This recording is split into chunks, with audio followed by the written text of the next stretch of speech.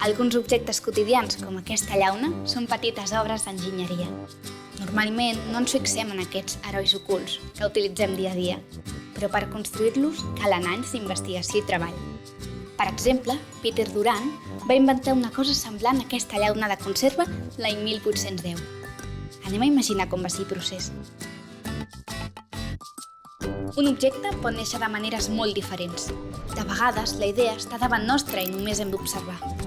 Per exemple, aquest moviment tan bàsic va servir d'inspiració per inventar el bolígraf. Però tornem a la llauna de conserva. La idea va sorgir del propòsit de millorar l'objecte que ja existia per conservar aliments de forma duradora.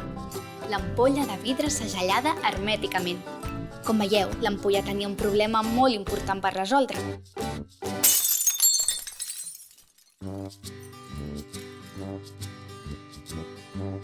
Per crear un nou objecte que millorés l'ampolla de vidre era fonamental escollir bé els materials. La tela no, que és porosa. El paper és poc resistent. La ceràmica és fràgil i una goma és elàstica. Aquí el tenim.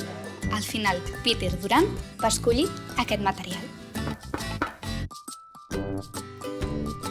Darrere de cada objecte, per molt insignificant que ens sembli, hi ha uns principis científics elaborats. Per crear les primeres llaunes a conserva, es va treballar la relació entre la forma i el volum, i finalment es va optar pel cilindre. Es van afegir unes protuberàncies per donar-li més rigidesa i unes vores a la part superior i inferior per millorar l'apilat. L'objecte està a punt de ser fabricat. És important que es pugui produir en sèrie amb materials econòmics. També s'ha de poder emmagatzemar i transportar fàcilment. Ja veieu que no és fàcil crear un heroi ocult, i molt menys que es converteixi en part de la nostra vida.